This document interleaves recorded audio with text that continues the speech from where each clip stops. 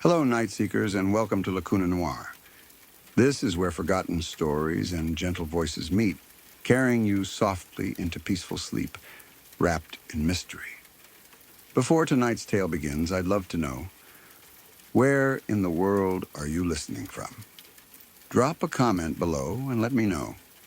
And if you're drawn to these quiet, shadowed nights, don't forget to like, subscribe, and tap the bell so you never miss a story when darkness calls. Now, close your eyes, get comfortable, and let's drift into the unknown together.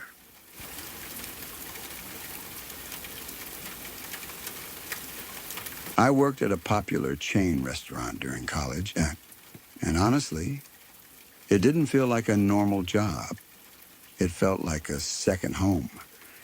The staff wasn't just co-workers to me. We were close in that way. People get close when they spend long shifts together, deal with stressful rushes, and laugh through the chaos just to make it to closing time.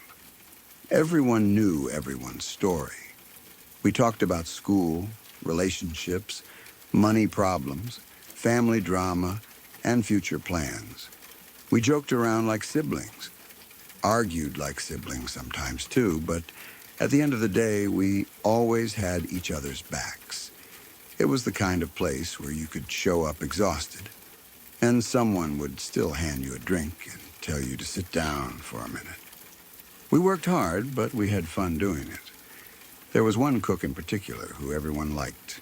He wasn't loud or obnoxious, but he had this easy way of making people laugh. He was always cracking jokes in the kitchen, always throwing out funny comments when things got stressful, always able to lighten the mood when we were slammed. He knew a lot of our regular customers by name, and he'd sometimes lean out from the kitchen window just to say something friendly to them. He had that good guy energy, like the kind of person you would trust without even thinking about it. He was also one of the hardest workers there. He never left early. He never complained. If the closing crew was behind, he would stay and help without anyone even asking. He was the type of employee managers loved, the type of coworker you were grateful to have on your shift. That's why it stood out immediately when he didn't show up. It wasn't like him at all. We all noticed it. At first, we assumed something small happened. Maybe he overslept. Maybe his phone died. Maybe his car wouldn't start. It wasn't uncommon for someone to run late once in a while, but the weird part was that he didn't call. He didn't text anyone. He didn't send a message to the group chat. It was just silence. As the hours passed, the mood shifted. The kitchen felt off without him. People kept glancing at the clock, expecting him to walk in at any moment. The manager tried calling him. No answer. Someone else tried too. Still nothing. We ended up scrambling to cover his station, and the whole shift felt slightly unbalanced, like we were missing a piece of the machine. I remember making change for customers at the register, watching the chaos behind me and thinking, this is strange. This is really strange. But even then, the worst thing I imagined was maybe a car accident or some kind of family emergency. That night after work, a few of us talked about it, and we all agreed it was out of character. People were concerned. Some were irritated, too, because being short-staffed makes everything harder. But mostly it was worry, the kind of worry you feel when someone who's usually dependable suddenly disappears. The next day, we got the answer, and it hit like a brick. He hadn't missed work because of an emergency. He had been arrested. At first, nobody wanted to believe it. The manager told us in a serious voice, like even he didn't know how to say it. The cook had been taken into custody after trying to kidnap a child at a school bus stop. The moment those words left his mouth, I felt like the room went cold. It didn't make sense. It didn't connect to the person we knew. It was like hearing the name of someone you love attached to something so horrible that your brain refuses to process it. We all just stood there, Some people laughed nervously at first, like it had to be some kind of mistake. Someone said, "No way, not him." Someone else said, "Are you sure it's the same guy?" But the manager confirmed it. It wasn't a misunderstanding. It wasn't a rumor. It was real. The rest of that shift felt like we were all moving through a dream. Customers were talking, laughing, ordering food, living normal lives, and behind the counter we were just numb. People kept pulling each other aside, whispering, asking questions, repeating the same sentences over and over. I can't believe it. He was always so nice. He was always joking around. He helped me close last week. He drove me home once. I've been alone with him before.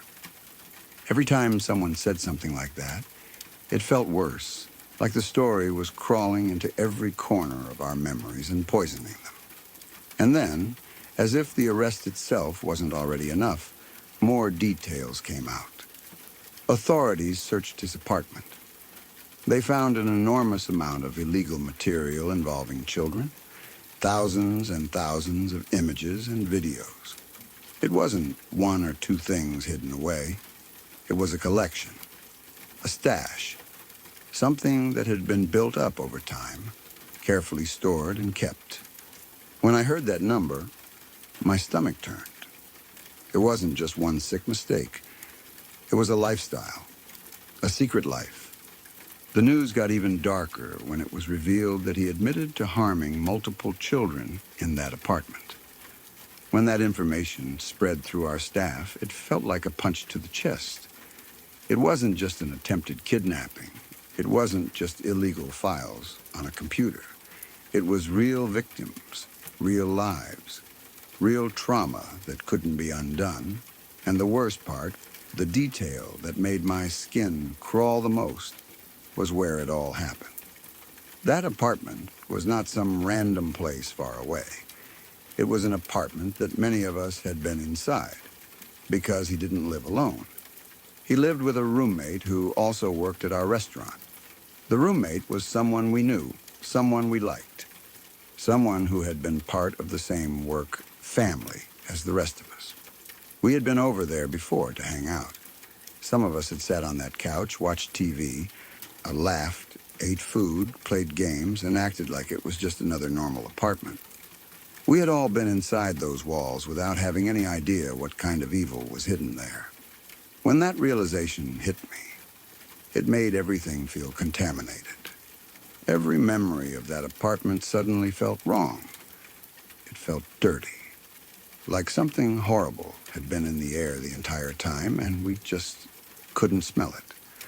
I remember thinking about how normal it looked, how average everything was. Nothing about the place had screamed danger. Nothing about him had screamed danger. That's what messed with my head the most. Because in movies, monsters look like monsters. In real life, monsters look like coworkers, like friendly people, like someone who jokes around and asks how your classes are going, like someone who smiles at customers and offers to help you mop the floor. After the arrest, the restaurant felt different. The kitchen felt different. People looked at each other differently. It was like the trust we all had wasn't just shaken, it was broken. Every time someone said his name, the whole room would go quiet. Some people were angry, others were sickened, others were scared. A few coworkers cried in the back, not because they missed him, but because they felt betrayed. Because they felt stupid for not noticing. Because they kept replaying every conversation, every shift, every moment he had stood close to them, trying to find signs that were never there. The roommate was completely destroyed by it too. He had no idea. That part was clear. You could see it in his face when he came into work after everything came out. He looked like someone who hadn't slept in days. Like someone who had been hit by a truck. He wasn't just dealing with the shock of what his roommate had done. He was dealing with the fact that it happened right under his nose, that he had shared walls with a predator, that he had lived a normal life while something horrific was happening in the next room. I can't even imagine the kind of guilt and fear that must have caused him, even though it wasn't his fault. For weeks after, I couldn't stop thinking about it. I would be standing at the register, handing customers their food, smiling automatically, and suddenly I'd get this wave of nausea, because I'd picture him in the kitchen, laughing like nothing was wrong. I'd remember the way he would talk to regular customers, like he was just another friendly guy trying to make people's day better. I'd remember how he would stay late to help close, like he was this dependable, kind-hearted person. And then my brain would remind me of the truth that someone can wear a mask so well that you never see what's underneath. The truth that you can work beside a person for months, maybe years, and never truly know who they are. The truth that evil doesn't always come with warning signs. Sometimes it comes in the form of someone you trust, someone you laugh with, someone you invite into your life. Even after the case became old news to the outside world, it didn't feel old to us, because we were the ones who had to keep living with the memories. We were the ones who had to stand in the same kitchen where he once stood, or hearing his jokes echo in our minds in a way that now felt sick and twisted. We were the ones who had to keep serving food and smiling at customers while privately feeling like our sense of safety had been ripped away. I think what haunted me the most wasn't even the crime itself, as horrifying as it was. It was the feeling of how close it all had been, how easily we could have walked into something without realizing it. How we had all been around him, trusted him, treated him like family, and never saw the truth. It made me paranoid in a way I had never been before. I started paying more attention to strangers. I started looking at people differently. I started wondering how many other normal people were hiding something terrible. It felt like a curtain had been pulled back on the world, showing me that the worst things don't always happen in dark alleys or abandoned buildings. Sometimes they happen in regular apartments, in quiet neighborhoods, behind doors that look just like everyone else's. And I'll never forget the way it felt to realize that we had been sitting in that apartment, laughing and hanging out, while something unspeakable had happened there. We had been inside the same walls. We had been feet away from the truth, and we had no idea. After that, I stopped believing I could always tell what kind of person someone was, because I had seen firsthand that the nicest guy in the kitchen could be the most dangerous person in the room. And the scariest part is that if he hadn't missed that shift, if he hadn't been caught that day, we all might have continued working beside him, trusting him, and never knowing what he was capable of. That thought still makes my stomach drop, because the world didn't change after that story. We did.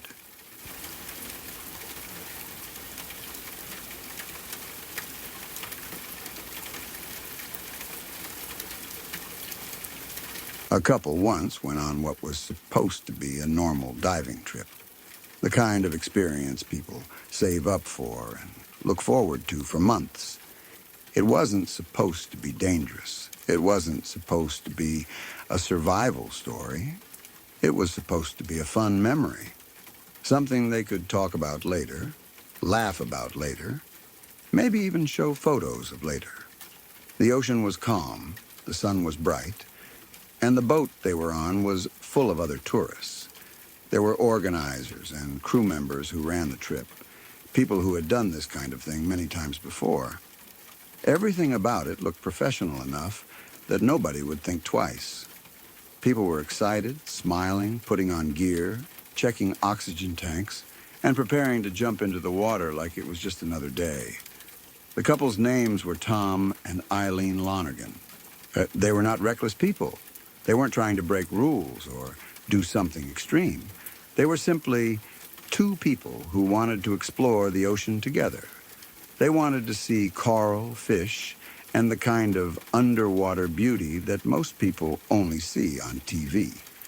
And like everyone else on the boat, they trusted the system. They trusted that the crew would keep track of the divers. They trusted that someone would count heads. They trusted that there were safety procedures in place, because that's what you assume when you pay for a guided trip in the middle of the ocean. At some point, the group entered the water. One by one, divers disappeared beneath the surface, floating down into that silent underwater world. The ocean always looks peaceful from above, but underwater it becomes something else entirely. The light shifts, sound disappears, and the world feels distant and strange. Time behaves differently down there. Minutes can feel like seconds. Seconds can feel like minutes. And when you're focused on your breathing, your equipment, and what's around you, it's easy to lose track of how long you've been down. That's what happened to Tom and Eileen. Whether they lost track of time, or got separated from the main group, or stayed a little longer to explore something interesting, nobody knows for sure. But what is known is that they resurfaced later than the others. Not hours later, not the next day, but just late enough to make a difference. Just late enough that by the time they came up, the world above the water had already moved on without them. When they finally broke the surface, they probably expected to see the boat nearby. Maybe they expected to hear people laughing, crew members shouting directions, and the sound of an engine idling. That's what you would expect. You come up, you signal, and the boat comes to pick you up. It's routine. It's simple. But when they surfaced, there was nothing. No boat. No people. No sound of an engine. Just open ocean in every direction. Imagine what that moment must have felt like. At first you wouldn't believe it. You'd probably blink, wipe water from your eyes, and look again. You'd probably spin slowly in the water, searching for the shape of the boat, convinced it had to be there somewhere. Your mind would reject the possibility that it was gone, because it's such an insane thought. A boat doesn't just disappear. A crew doesn't just forget you. A whole diving trip doesn't just leave two people behind. But the ocean is enormous, and boats can move fast. And once the boat is far enough away, it becomes a tiny speck against the horizon. And then it becomes nothing at all. That's when panic would start to creep in. Tom and Eileen were floating out there in their gear, surrounded by nothing but water. There was no land, no shoreline, no building, no lights, just sky above them and the ocean below them. If you've ever been out in the middle of the sea, you know how terrifying it is. It isn't like being at the beach. There's no comfort in the distance. There's no sense of direction. The ocean looks the same everywhere. It's endless. It's indifferent. And the worst part is, you can't just swim your way out of it. You could swim for hours and still be in the same situation because you have no idea where to go. They would have tried to stay calm at first. They would have told each other the crew would notice soon. They would have told each other, they'll be back. They have to come back. They would have believed it because the alternative was too terrifying to accept. But time passed. Minutes turned into hours, and the boat never returned. At some point, reality would have hit them like a physical blow. The people running the trip had made a mistake, a huge mistake, the kind of mistake that is almost impossible to believe because it's the kind of mistake that should never happen. Somehow the crew had counted wrong. Somehow the crew had assumed everyone was back on board. Somehow the boat had left the dive site and headed away, taking everyone else with it, leaving Tom and Eileen behind like they didn't exist. And the more time passed, the more hopeless it became. Because the longer you are alone in the ocean, the smaller your chances become. Even if someone realizes you're missing, they still have to find you. And finding two people floating in open water is like trying to find 2 grains of sand in the desert. The sun would have started to set. That's when the situation becomes truly horrifying. During the day, at least you can see. At least you can look around. At least the warmth of the sun keeps your body functioning. But once night comes, the ocean changes completely. The surface turns black. The horizon disappears. You can't tell where the sky ends and the water begins, and you can't see what's beneath you. You can only feel it. The water rocking you. The darkness stretching out forever. And the constant awareness that you are not alone in that water. The ocean is alive. And the creatures that live in the deep don't care if you are human. The night would have been cold. Even in warmer waters, being wet for hours drains your body heat. Your muscles cramp. Your skin shrivels. Your lips crack. You start to shake. You start to lose strength. And the worst part is, you can't rest. You can't lie down. You can't fall asleep. If you stop moving too much, you risk slipping under. So they would have had to keep themselves afloat, clinging to each other, trying to keep their heads above water, trying to stay awake, trying to survive minute by minute. The psychological terror of that situation is hard to describe, because it isn't just fear of death. It's fear of the unknown. It's the fear of hearing a splash nearby and not knowing what made it. It's the fear of feeling something brush your leg and wondering if it's seaweed or something else. It's the fear of staring into black water and realizing there could be anything under you. And then morning would have come. But morning doesn't save you. Morning just shows you that you're still there, still abandoned, still surrounded by endless ocean, still no boat, still no rescue, still no sign that anyone even knows you're missing. At some point, they would have realized the most painful truth of all. Everyone else on that boat had gone home. People were probably eating dinner, laughing about their day, talking about what they saw underwater.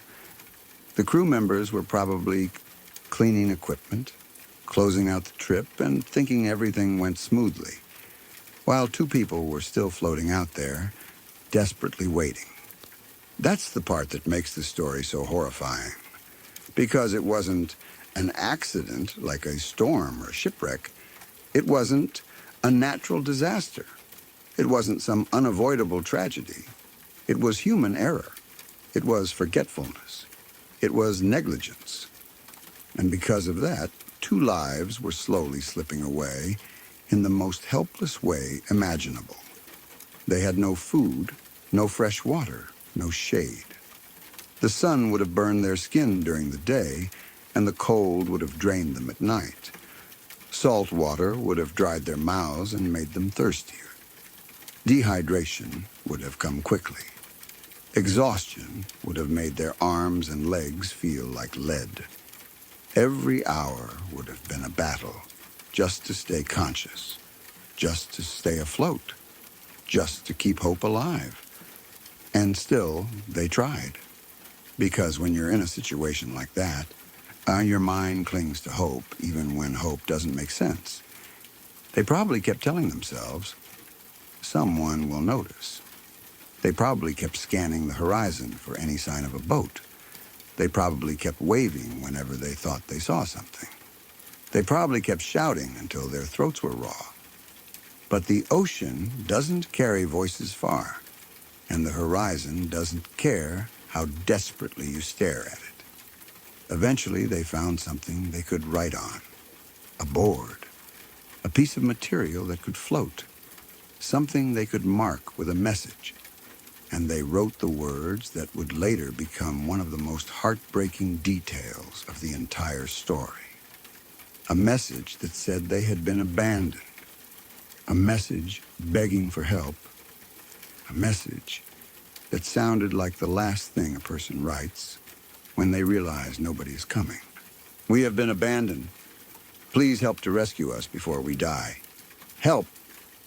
Just reading that sentence makes my chest feel tight. Because you can hear the desperation in it. You can hear the panic. You can hear the disbelief. It isn't poetic. It isn't dramatic. It's raw. It's the kind of message someone writes when they are terrified and running out of time. And then, just like that, they were gone. Not because they disappeared into thin air. Not because of some mysterious supernatural force. They died because they were left behind in a place where humans don't belong. A place where survival is measured in hours, not days. A place where your body eventually gives out, no matter how hard you fight. Days later, that board washed up on shore somewhere. And only then did the world understand what had happened. Only then did people realize the truth. That a couple had been forgotten in the middle of the ocean like they were nothing. That they had been out there alive, waiting, hoping, and writing messages while everyone else believed the trip had ended normally. It's hard to imagine the shock of the crew when they realized the mistake.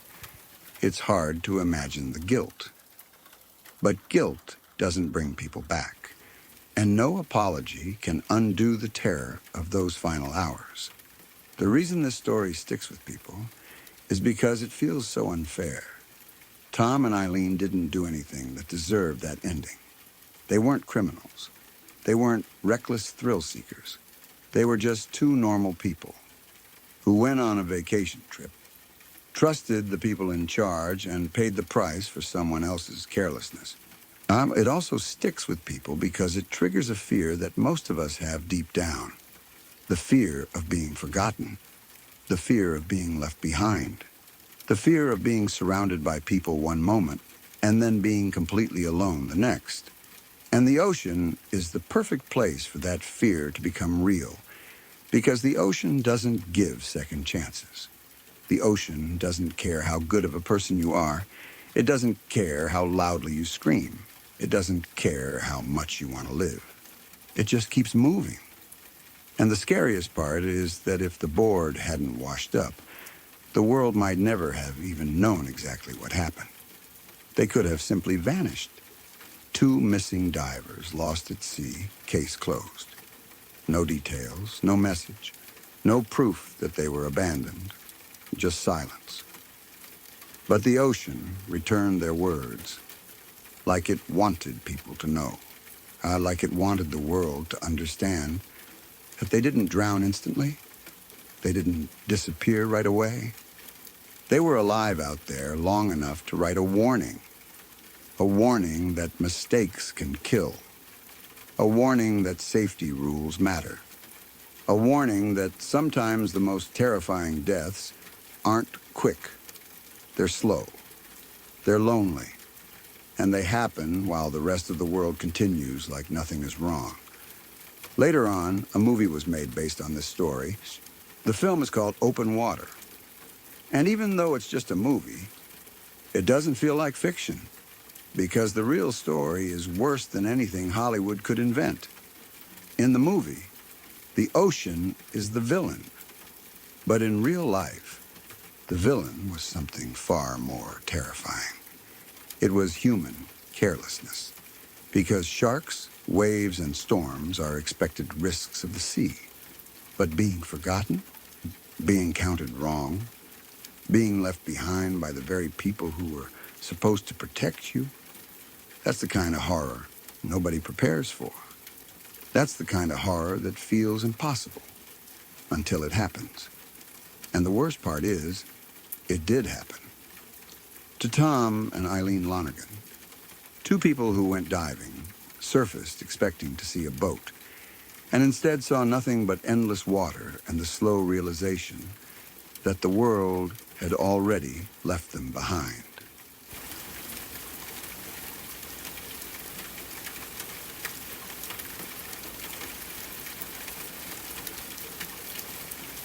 I'm Middle Eastern, from Iraq, and a large part of my family still lives there. Even after all these years, even after so much violence has already happened, the fear never really goes away. It doesn't fade with time. It just changes shape. It becomes something people learn to live with, something that settles into daily life and quietly dictates how you move, how you speak, how you look at strangers, and how much trust you allow yourself to have. For people who have never lived there, it's hard to explain what constant instability does to your mind. It isn't just the big explosions or the news headlines. It's the small, random moments where you realize that life can end for no reason at all. No warning, no logic. Just because someone else is angry, nervous, or holding a weapon and looking for a reason to use it. One of my relatives almost had his brains splattered on the wall because an ISIS terrorist was completely on edge. That's the best way I can describe it. On edge all the time. Jumping at shadows, paranoid, trigger happy. These people weren't always calm, calculated fighters. Many of them were mentally unstable, emotionally broken, or fueled by hate and fear. Their mindset was simple and terrifying. If it moves, make it stop moving. That was it. My relative was nearly killed just for being in the wrong place at the wrong time. A sniper had already fired. Someone else had already died. The situation was tense, chaotic, and unpredictable. He barely survived. Not because anyone protected him, not because of justice or mercy, but because luck decided to look the other way for a moment. And yes, they often killed each other too. That's something people don't always understand. These groups weren't unified, disciplined forces.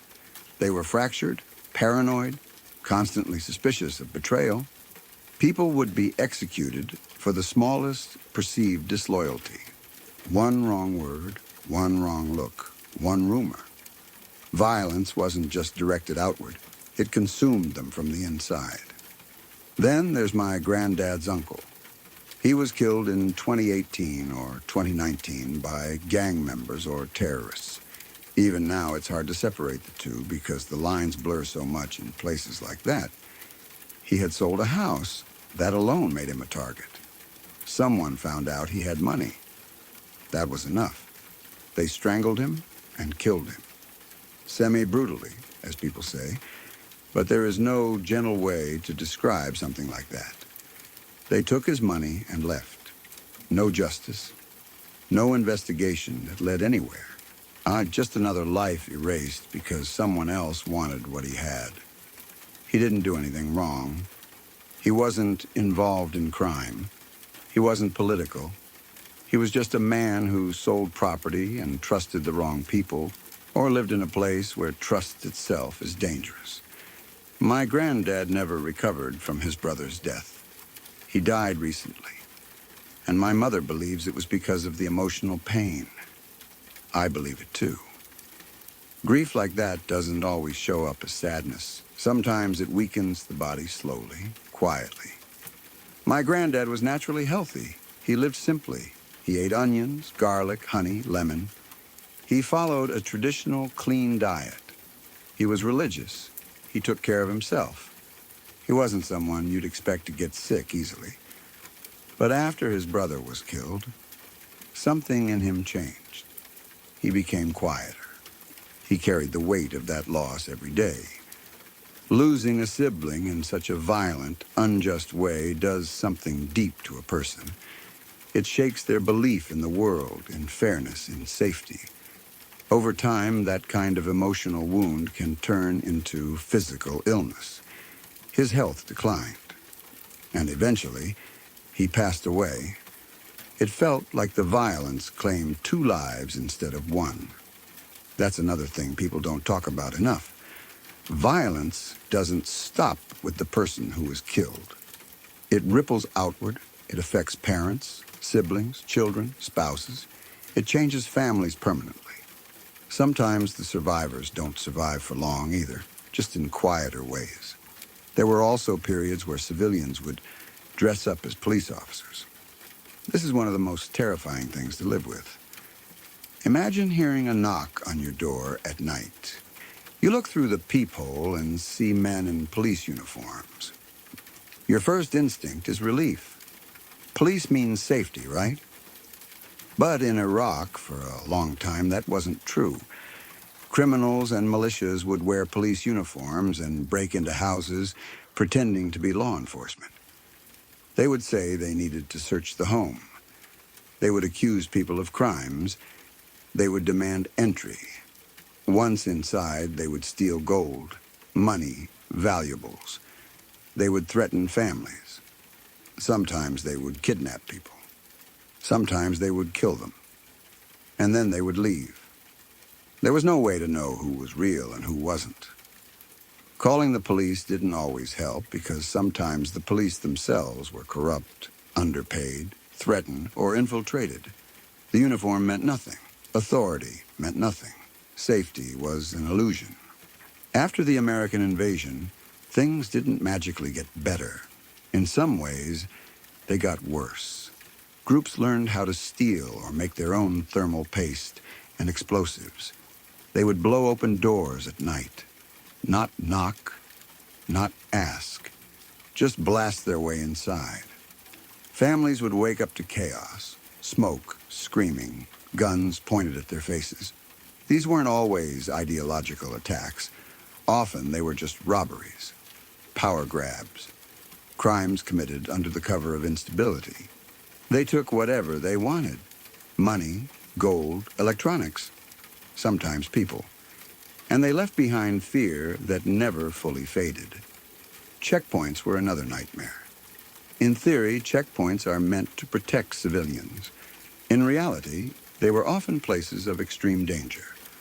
Armed men would stop you, look you up and down, and decide your fate based on your name, your accent, on your ID, or the way you prayed.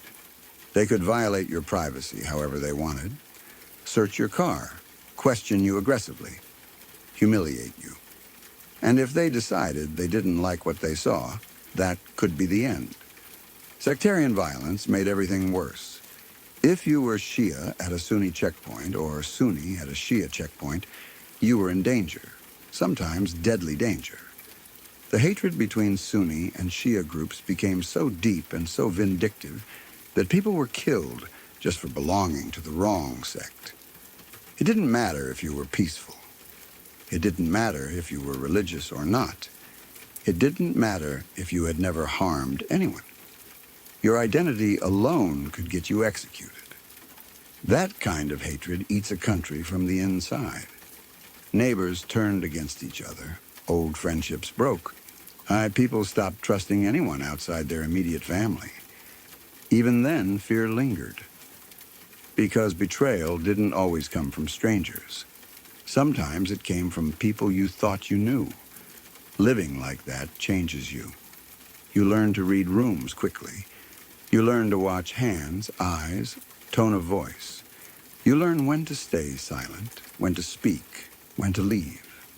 You memorize safe routes. You avoid certain areas at certain times. You don't talk openly about politics or religion. You don't ask too many questions. You survive by staying invisible. What hurts the most is knowing that so many of these deaths were pointless. They weren't about justice or defense. They were about fear, greed, power, and hatred. Regular people paid the price: elderly men, children, families who just wanted to live quietly. When people talk about Iraq from the outside, they often reduce it to statistics or headlines: bombings, militias, terror groups. But behind every number is a story like this: a relative who almost died, an uncle who was murdered for money, a grandfather whose heart broke and never healed, families who learned to fear a knock on the door, and yet, despite everything, people there still find ways to live. They still love, they still pray, they still laugh when they can, they still share food, they still help neighbors when it's safe to do so. There is resilience there that is hard to put into words, but resilience doesn't mean the pain disappears. It just means people carry it and keep going. I think about my family often. I think about how close death has come to them so many times, how easily things could have gone differently, how unfair it all feels. And I think about how many similar stories exist that will never be told because the people who lived them didn't survive or because speaking out is still too dangerous. This kind of fear doesn't leave you, even if you leave the place.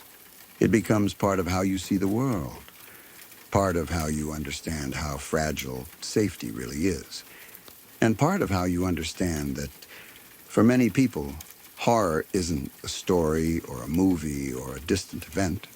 It's just life.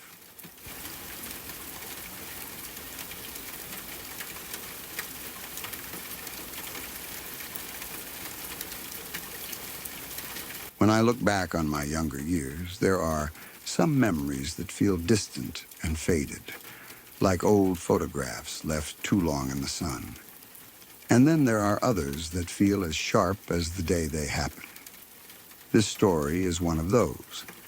It still sits heavy in my chest, not because it happened to me directly, but because I watched someone I cared about get slowly crushed by a situation he never created and could never escape.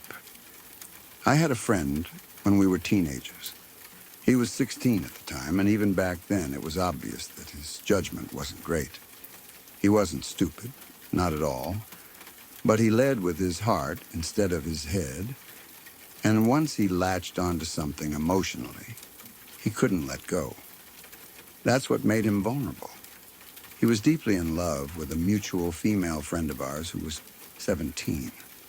He talked about her constantly, about their future, their plans, their dreams. He believed in them with a kind of certainty that only young people have, the kind that hasn't yet been broken by reality. When she got pregnant, everything intensified. Instead of panic, he saw purpose. He told me about the life they were going to build, how he wanted to be better than his own parents, how he was going to work, provide, and stay present.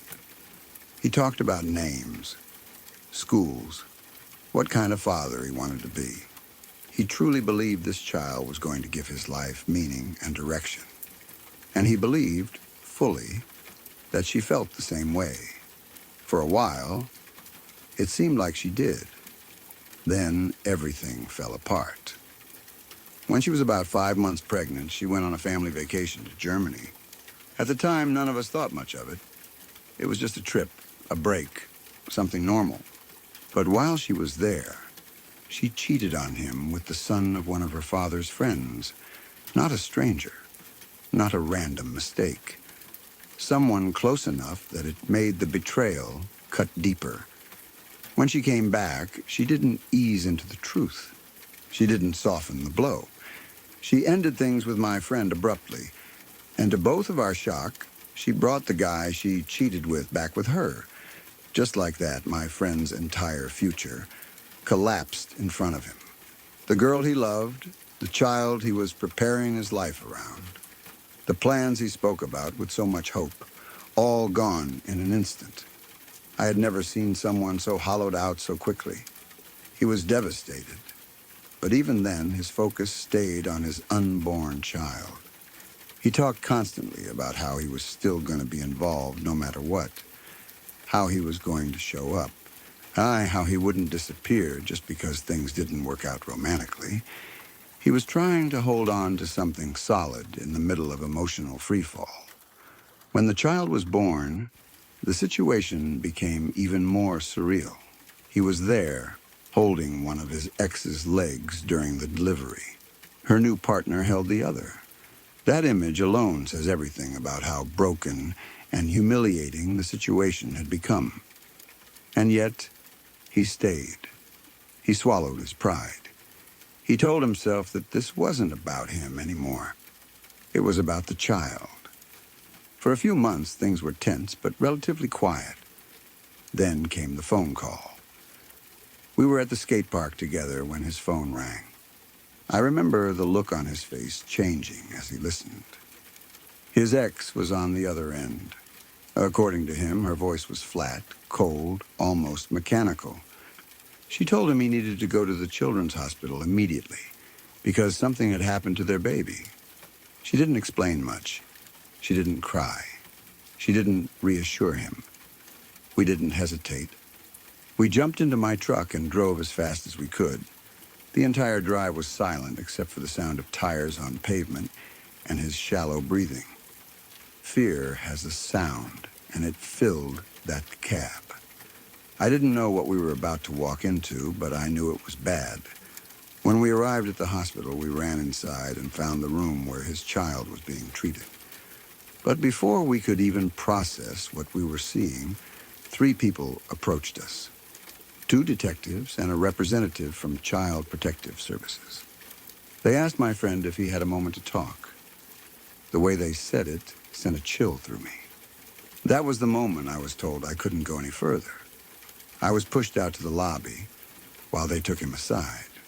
I remember sitting there, staring at nothing, trying to understand how a hospital visit had turned into a criminal investigation in the span of minutes. What we later learned was horrifying. His child had been physically abused. Not lightly, not accidentally. She had 12 fractures, multiple bruises, signs of blunt force trauma to the back of her head. She was only a few months old. Hearing those details felt unreal, like my brain refused to accept them as facts. Someone had done this to a baby. During the questioning, the investigators focused heavily on my friend. He told me later that they used confusing language, contradictory statements, and deliberate misinformation to try to get him to slip up. They implied things. They suggested timelines that didn't make sense. They pressured him. They were looking for a confession, even though there was no evidence that he had ever harmed his child. After the interview, he was finally allowed to see his baby. The room was full of his ex's family. The moment he walked in, they turned on him. Accusations flew. Voices were raised. Some of it became physical. He was blamed immediately, without hesitation, without proof. Grief and rage filled the room, and he became the target. Eventually, things calmed down enough for actual conversation to happen. That's when the silence fell. In that quiet, his ex's mother admitted something. She said she might have played with the baby too roughly a few times. This wasn't whispered in private. It was said in front of my friend, the family, a nurse, a doctor, and the CPS representative. It mattered, or at least it should have. It was also important to understand that her mother was heavily dependent on pain medication due to severe medical issues. That dependency was known. It wasn't speculation. Despite that admission, no one was charged. Instead, everything became worse. CPS opened a case against both parents. For 3 years, the child was made a ward of the state. 3 years of supervised visits, court dates, evaluations, stress, fear, and uncertainty. 3 years of my friend living under a microscope, knowing that one wrong word or expression could cost him everything. In the end, no one was found guilty. Not my friend. Not his ex. Not her mother. No one. And yet the damage was already done. The child was returned to the mother, who then began another legal battle. For 3 more years, she fought to sever my friend's parental rights entirely. The claims were brutal: mental instability, substance abuse because he smoked marijuana, failure to protect his child even though he wasn't present when the abuse occurred. He was painted as a monster, a drug addict, a narcissist, a sociopath, a child abuser. None of it backed by evidence. But once those labels enter the system, they don't leave easily. He was dragged through courtrooms and evaluations while trying to hold on to the right to see his child. And through all of it, I stayed close. I was his main support. I watched him unravel slowly, piece by piece. This experience destroyed something inside him. He became paranoid. And honestly, I don't blame him. He's terrified to speak to therapists or professionals about what he went through. He believes, probably correctly, that anything he says could be documented and used against him later. That admitting pain could be twisted into proof of instability. That asking for help could cost him the limited visitation he fought so hard to keep. So he doesn't talk. Not to doctors, not to counselors, barely to friends. He started pulling away from reality, not because he wants to, but because it's the only way he knows how to survive. He avoids phone calls. He limits communication. He lives in his own head, carrying trauma with no outlet. He tells me he makes music to cope. I've never heard it. I don't know if he's afraid to share it, or if it's too personal, or if it's the only place he allows himself to be honest. I just know that something in him is fading, and I don't know how to stop it. I check in when I can. I try not to push too hard. I try to remind him that he isn't alone, even when he acts like he wants to be. It's a careful balance. Too much concern feels like surveillance to him now. Too little feels like abandonment. This whole situation changed how I see the world.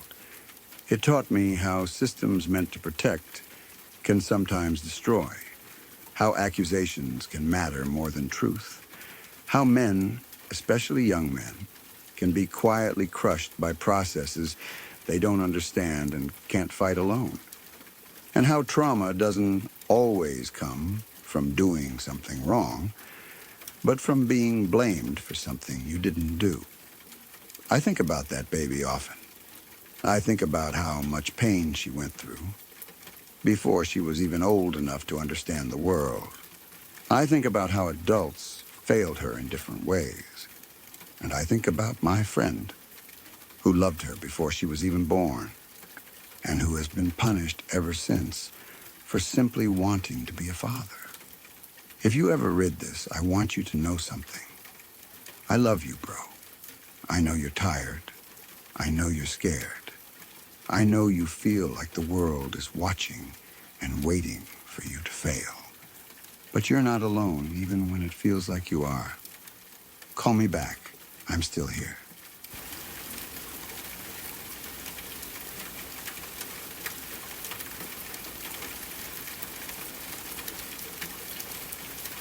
This is one of those stories that feels unreal even when you know it's true.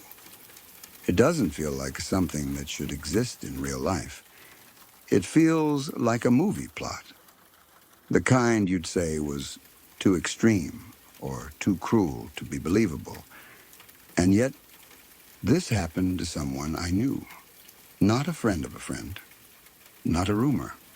Someone I lived with. Someone whose life brushed right up against mine in a way that still makes my stomach turn when I think about it. This happened to my ex-roommate. At the time, she was married and living with her husband in an apartment in the Bronx. From the outside, their life looked messy but ordinary. They weren't rich, they weren't stable, but they were surviving. Her husband worked at a meat processing plant, a physically demanding job with long hours. Like a lot of people in tough situations, they coped with stress through heavy drinking and drugs. It wasn't healthy, but it was their normal. At his job, her husband became friends with a coworker who was struggling. The guy was down on his luck, barely getting by, and needed a place to stay. My ex-roommate and her husband agreed to let him crash with them. It was supposed to be temporary.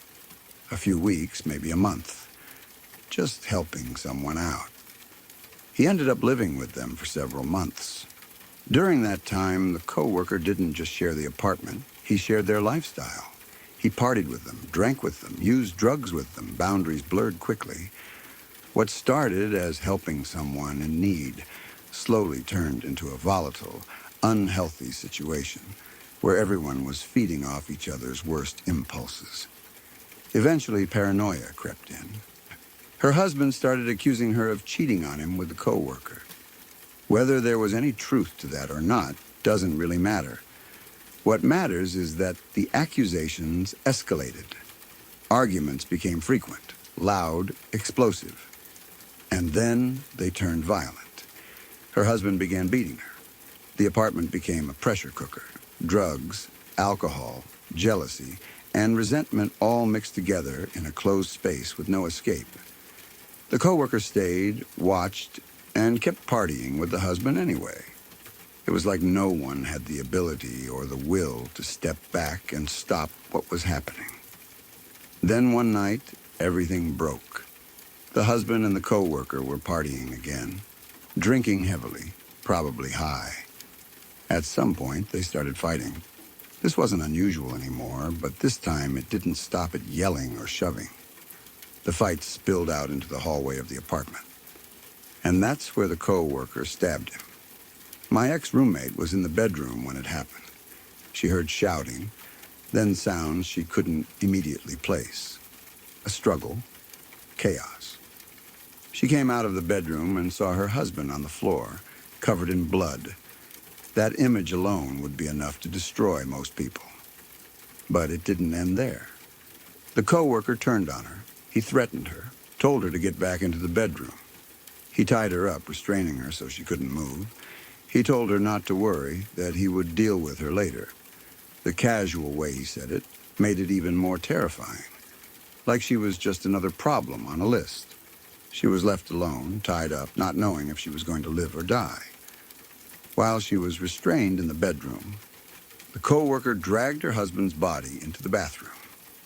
And then he dismembered him. Completely. This wasn't quick. It wasn't impulsive. It took hours. Hours of sawing, cutting, separating. The kind of act that requires time, effort, and a level of detachment that's hard to comprehend. All of it happening in the same apartment where she was lying helpless, listening, imagining, waiting. At some point, he began disposing of the body. He put parts into black trash bags. He dragged them out of the building. He dumped them in random places throughout the neighborhood. Alleyways, trash areas, places people passed every day. One of the most disturbing details is that they later found the husband's penis and testicles displayed outside his workplace.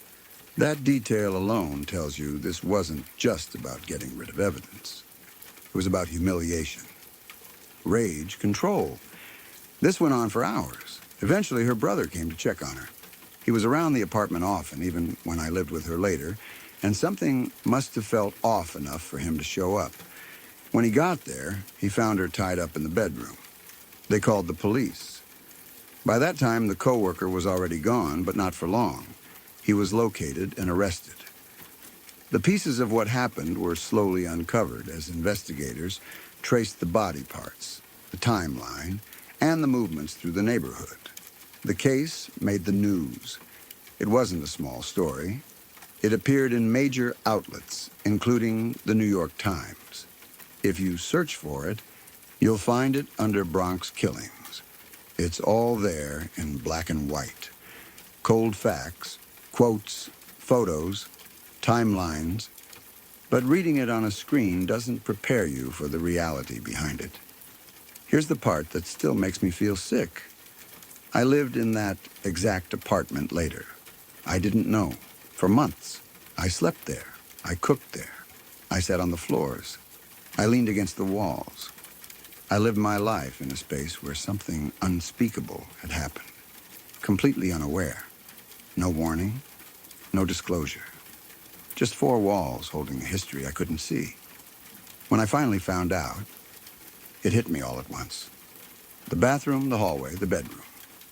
Every ordinary detail of the apartment suddenly felt wrong, like the space itself was lying to me. It's hard to explain how unsettling it is to realize that the place you considered your home was once the scene of something that horrific. I started imagining everything in reverse, where she was tied up, where he dragged the body, where he stood while making decisions no human should make. And the worst part is knowing how easily it all started.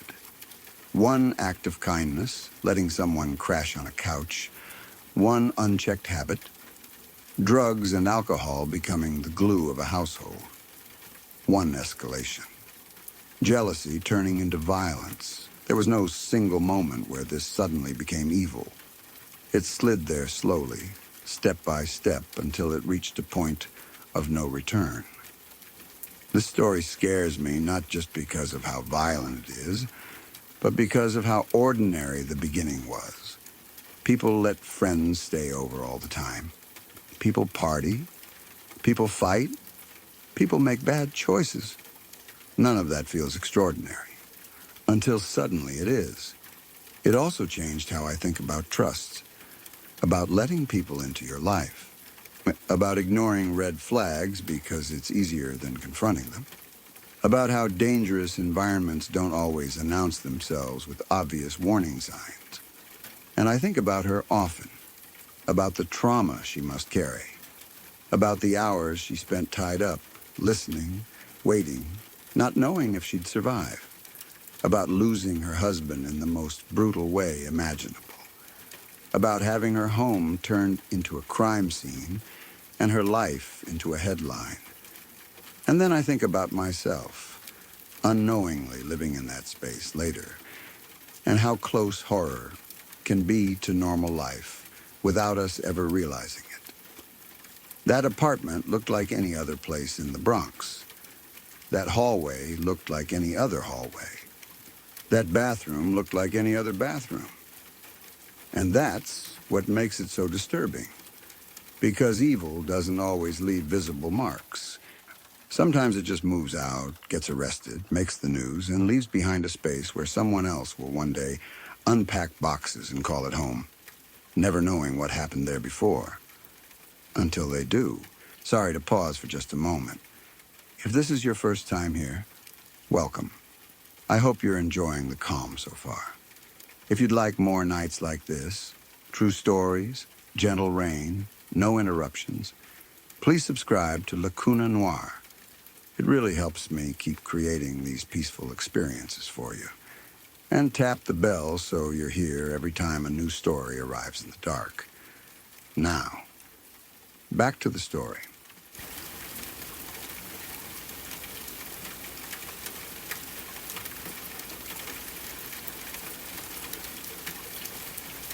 This is one of those experiences that changes how you look at people forever. Not in a dramatic, movie-style way, but in a quiet, unsettling way that sits in the back of your mind long after the moment itself has passed. It's the kind of story that makes you question your instincts, your assumptions, and the idea that you can tell who someone really is just by how they treat you. A few years ago, I bought my first home. It was a big deal for me. I was nervous, excited, overwhelmed, all of it. Anyone who's gone through that process knows how stressful it can be, especially the first time. There's paperwork you don't understand, timelines that feel intimidating, and the constant fear that one wrong move could derail everything. You rely heavily on the professionals involved to guide you through it. My loan officer was one of those people. From the very beginning, he seemed kind and genuinely helpful. Not just professionally competent, but warm.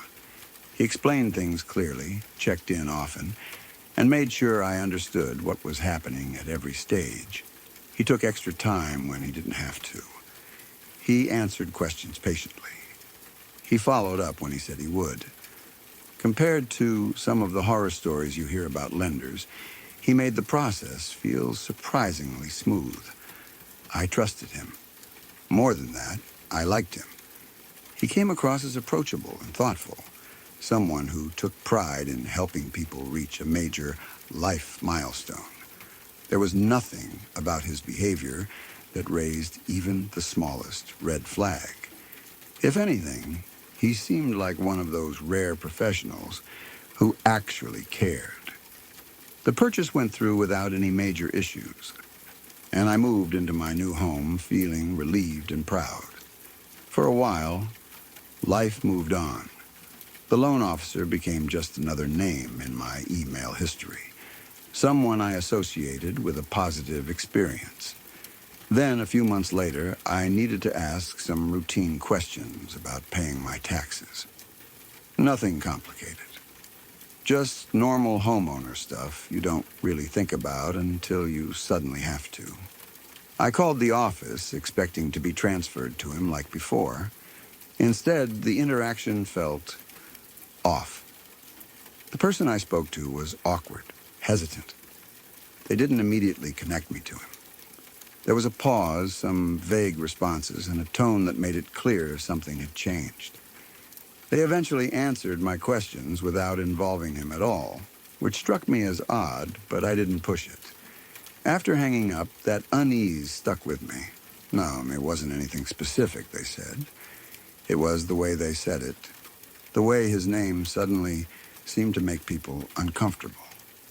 Curiosity got the better of me, and I decided to look him up online. I expected maybe he'd left the company, or switched departments, or something mundane like that. What I found instead made my stomach drop. He had been convicted. Not of fraud, not of some financial crime, not of anything remotely related to his job. He had been convicted of sodomy and rape of 2 little girls. One was 10 years old. The other was 9. I remember staring at the screen, rereading the words over and over, like my brain refused to accept them. It felt surreal, like the information belonged to a different person with the same name, even though all the details matched. The same face, the same career, the same man who had patiently walked me through interest rates and closing costs. Absolutely disgusting doesn't even begin to cover it. I felt sick, physically sick. A wave of nausea followed by a deep, cold sense of shock. I couldn't reconcile the person I had interacted with so easily, even liked, with the crimes described in those articles.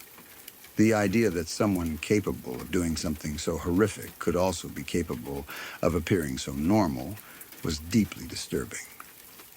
There were no warning signs, no inappropriate comments, no strange behavior, no visible cracks in the mask. He didn't act creepy. He didn't seem off. He didn't give me even the faintest hint of who he really was. That realization messed with me more than the crime itself, in a way. Because it meant that evil doesn't always look like what we expect it to look like. It doesn't always feel threatening. Sometimes it's polite, professional, helpful. Sometimes it answers your emails quickly and remembers details about your life. I don't have children of my own, but I have much younger siblings and cousins who I love dearly. The thought that made my blood run cold was imagining how easily this could have been worse. What if I had gone through that process with kids? What if I'd brought them to meetings? What if they'd been sitting in an office lobby or walking through a building where this man worked? The fact that I even had to think about that is horrifying. And that's when the fear shifted from shock to something deeper. I started thinking about how many people he must have interacted with. Families, parents, children. How many people trusted him simply because he was in a position that implied trustworthiness? How many people felt safe around him because nothing about him seemed dangerous? It forced me to confront something uncomfortable. We rely heavily on social cues and roles to decide who is safe. A loan officer, a teacher, a coach, a doctor, a neighbor. We assume that certain positions filter out certain kinds of people. We assume that background checks, systems, and institutions protect us. But they don't always. And when they fail, the consequences can be devastating. What really haunted me was the contrast. The man who committed those crimes didn't seem chaotic or impulsive. He didn't come across as unstable. He was organized, patient, and attentive. That suggests planning, compartmentalization, the ability to live a double life without raising suspicion. That's terrifying. It means that sometimes the people who do the worst things are also the ones who know exactly how to blend in, how to earn trust, how to appear harmless. And that realization erodes a sense of safety you didn't even know you had. After that, I found myself replaying past interactions in my head. Emails, phone calls, meetings. I looked for something I might have missed. A weird comment, an uncomfortable moment. Something that could have tipped me off. There was nothing. And that's the part that sticks with me. It made me more cautious, but also more unsettled. Because if there's no clear way to spot someone like that, what are you supposed to rely on? Instinct? Instinct failed here too because there was nothing to trigger it. It also made me think about the victims. Two little girls, 9 and 10 years old. Children whose lives were altered forever. While I was thinking about interest rates and escrow accounts, those families were dealing with unimaginable trauma. That contrast made me feel guilty for even focusing on my discomfort. My unease was nothing compared to what those kids endured. And yet my experience was still real. It was still disturbing to realize how close I had been to someone capable of that kind of harm. Not physically close in a dangerous sense, but socially close. Trust-based close. It changed how I talk about people now. I'm more careful when I hear phrases like, "He seems like such a nice guy," or "You'd never expect it from her." Because that's exactly how these situations happen. That's how predators survive in plain sight. They don't look like monsters. They look like coworkers, professionals, neighbors. I also think about how often people dismiss concerns because someone has a good reputation or a friendly demeanor. How often victims aren't believed because the accused doesn't seem like that kind of person. How damaging that mindset can be.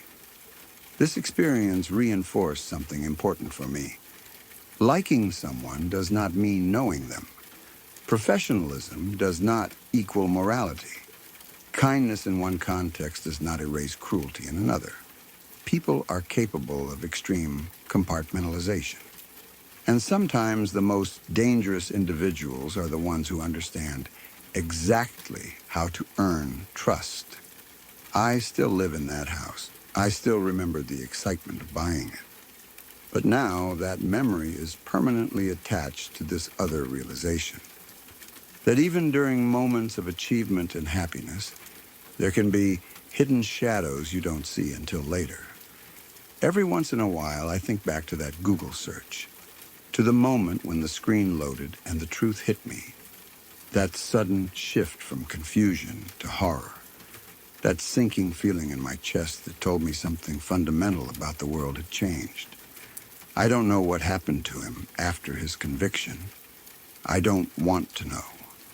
What matters is that he was caught, that there was accountability, and that his victims were believed. But the lesson stays with me. Not in a paranoid way, but in a sober one. You never really know who someone is behind closed doors. You can share polite conversations, work together, even admire someone's professionalism, and still have no idea what they are capable of. That's a scary thought, but it's also a necessary one. It reminds me to stay alert, to listen when people speak up, to take discomfort seriously, even when it doesn't come with obvious proof, and to protect the people I love as best I can, knowing that danger doesn't always come wrapped in obvious warning signs. That man helped me buy a home, and he also destroyed the lives of 2 children. Holding those 2 truths in the same mind is something I'll never fully get used to.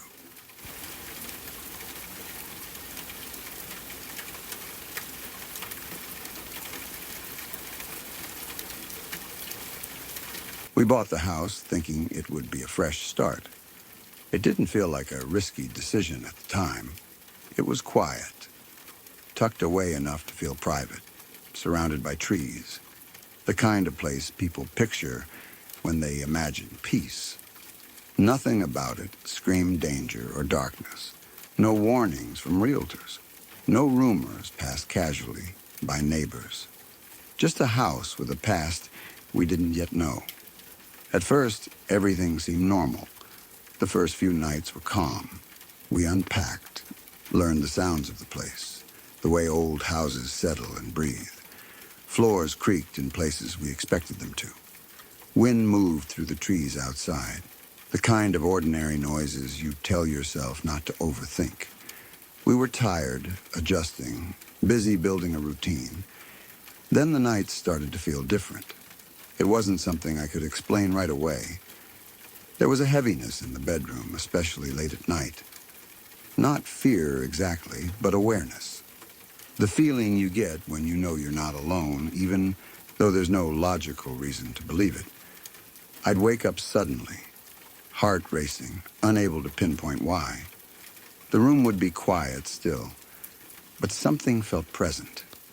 The first time we saw it, we were in bed. It wasn't a shape, not a figure. It was a large white orb, brighter than anything that should exist naturally in a dark room. Not glowing like a light bulb, but dense, solid, almost alive. It hovered near us, silent, unmoving. It didn't flicker. It didn't fade in and out. It just existed, as if it had always been there, and we had only just noticed. I froze. There was no instinct to scream, no instinct to run. Just shock. The kind that locks your body in place while your brain scrambles for logic. Was it a reflection? A trick of light? Sleep paralysis? But none of those explanations fit. The orb wasn't attached to anything. It wasn't coming from a window or device. And I wasn't dreaming. I knew that in my bones. It stayed for several seconds. Long enough for me to fully register it. Long enough for fear to settle in slowly, like cold water creeping up your legs. Then it was gone. Not drifting away, not fading, just gone. We didn't talk about it right away. That might sound strange, but sometimes acknowledging something makes it more real. We lay there in silence, pretending sleep would protect us, pretending that if we didn't speak it out loud, it couldn't follow us into the next day. But it didn't stop. The activity became more frequent.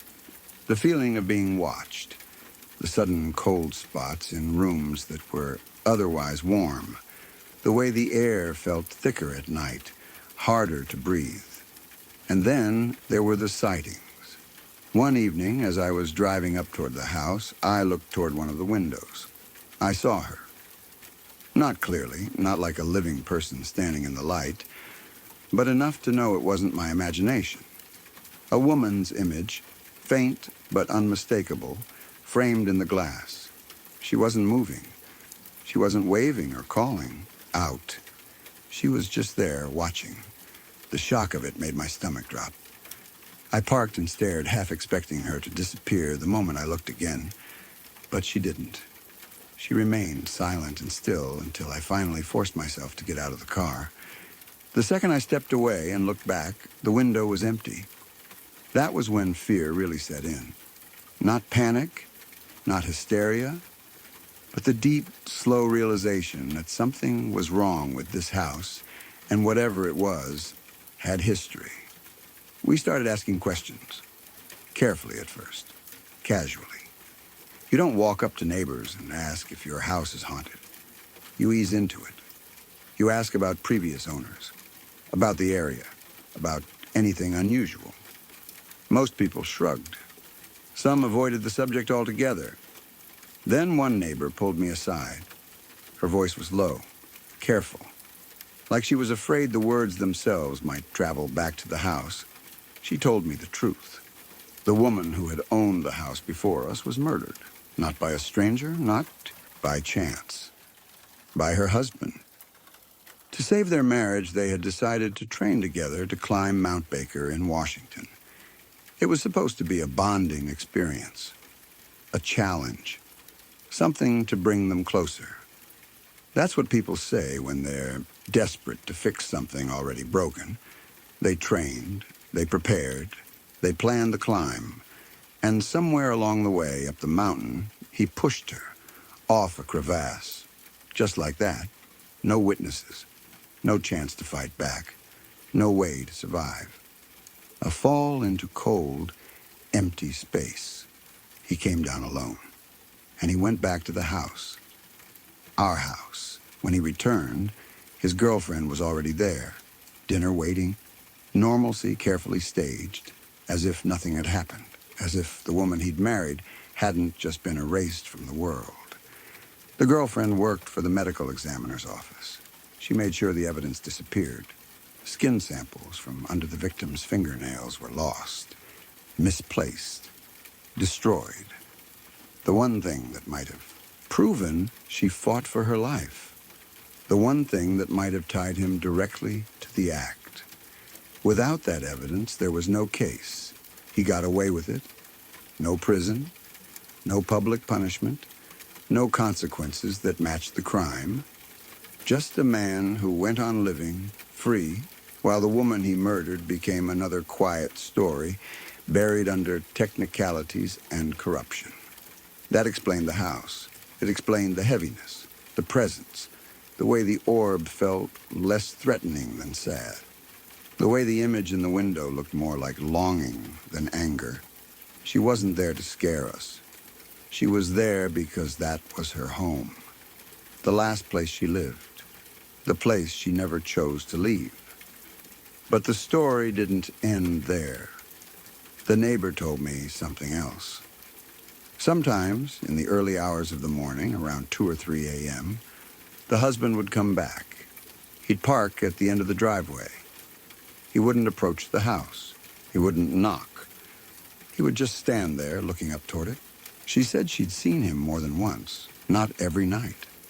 Not predictably, just often enough to know it wasn't coincidence. He'd stand there staring, like someone waiting for something, or someone afraid of what might come closer if they stepped too far onto the property. He knew. That's what chilled me the most. He knew something was still there. Why else would he come back? Why else would he stand at the edge of the driveway, never crossing into the space, never stepping fully onto the land? Why else would he look upward, like a man being watched? The idea that he could live freely after what he'd done was bad enough, but the idea that he was still tethered to the place, still haunted in his own way, made it worse. It meant justice hadn't come, but neither had peace. After learning all of this, the activity in the house made more sense. The white orb felt less random, less frightening. It felt like a presence trying to be seen without causing harm, like someone who had been silenced and erased, now reduced to energy, memory, and unfinished business. There were nights where the house felt calm, almost comforting, like she approved of us being there, like she was glad someone else was living in the space, breathing life into rooms that had once held betrayal. Other nights were heavier. Those nights usually coincided with sightings of him. When the neighbor told us he'd been seen again, the house would feel different, colder, more restless, the air thick with tension. It felt like something was being stirred up, like old wounds reopening. I started to think that she wasn't haunting the house, she was guarding it. And maybe in some way she was watching him too. I often wonder what she felt when she saw him standing there in the dark, if she recognized him, if she remembered the moment he pushed her, if she wanted revenge or if she just wanted acknowledgement, justice, someone to know what really happened. We never felt threatened by her, not once. Fear came from the knowledge of the story, not from her presence. The real horror wasn't the orb or the image in the window. It was the human betrayal behind it. The fact that someone could commit such an act, cover it up, and continue living as if nothing had happened. Living in that house changed how I think about haunting. It's not always rage or violence that keeps someone tied to a place. Sometimes it's injustice. Sometimes it's the absence of truth. Sometimes it's the knowledge that the person responsible never paid for what they did. People ask why we stayed as long as we did. The truth is, leaving felt wrong too, like abandoning her again. The house didn't feel evil. It felt sad. And sad things deserve acknowledgement, not avoidance. We respected the space. We spoke out aloud sometimes, not asking her to leave, but telling her she was seen, that her story mattered, that someone knew. Over time, the activity lessened. The orb appeared less often. The feeling in the bedroom softened. The image in the window stopped appearing altogether. It was as if being heard had eased something, even if it didn't resolve it completely. The husband eventually stopped coming, at least as far as we know. Maybe age caught up with him, maybe guilt did, maybe fear, or maybe whatever tethered him to the house finally loosened its grip. I don't know if justice ever truly came for him, but I know this. Some crimes don't end when the act is committed. They ripple outward, through places, through time, through people who had nothing to do with them. And sometimes the only record left is a presence that refuses to disappear, not out of malice, but because the truth was never fully spoken. That house taught me that haunting isn't always about terror. Sometimes it's about remembrance, and sometimes the scariest part of a ghost story isn't the ghost at all. It's the person who should have been punished, standing free at the end of a driveway, looking up at a home that remembers everything he tried to erase.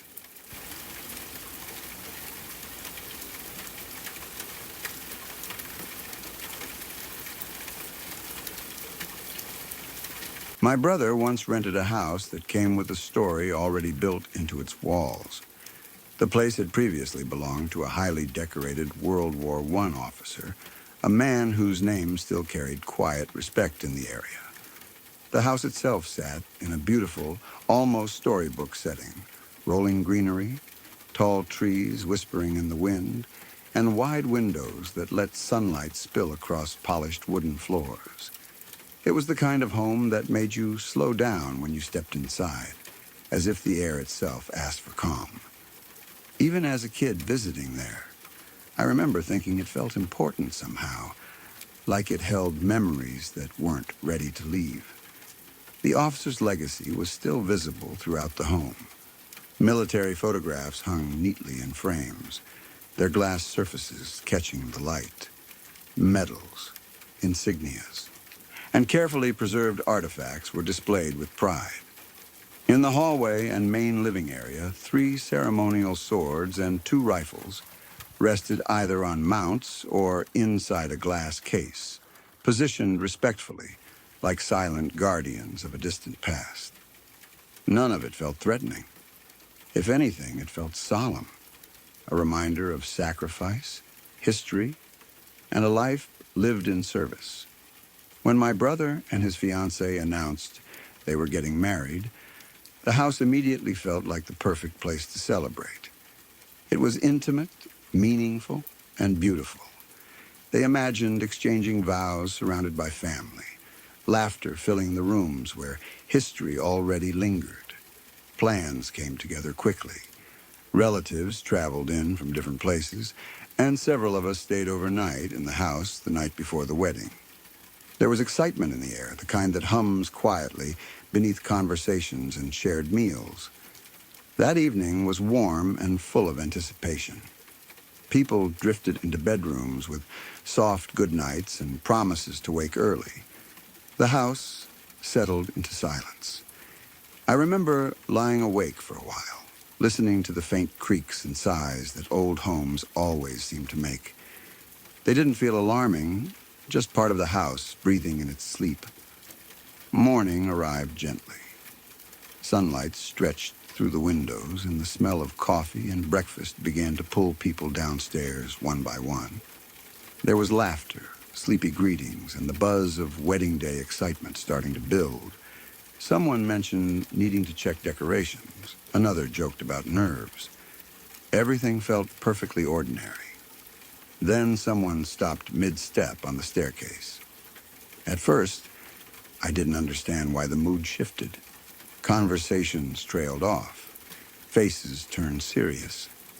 When I reached the bottom and looked, my stomach tightened in confusion. Every piece of military regalia, the swords, the rifles, items that had been securely displayed, lay piled neatly at the foot of the stairs. Not scattered, not broken, simply gathered together. The sight didn't match the energy of the morning. It was too deliberate. The glass case upstairs was open, but intact. The mounts were empty.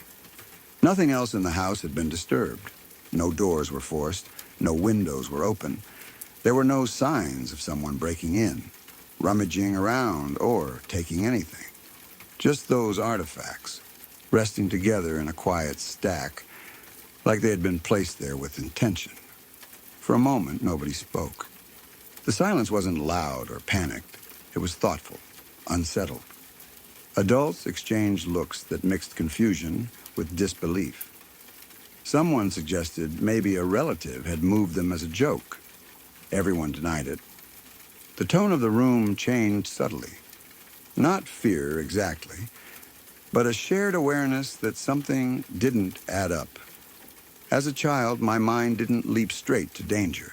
Instead, I tried to make sense of it in a way that felt comforting.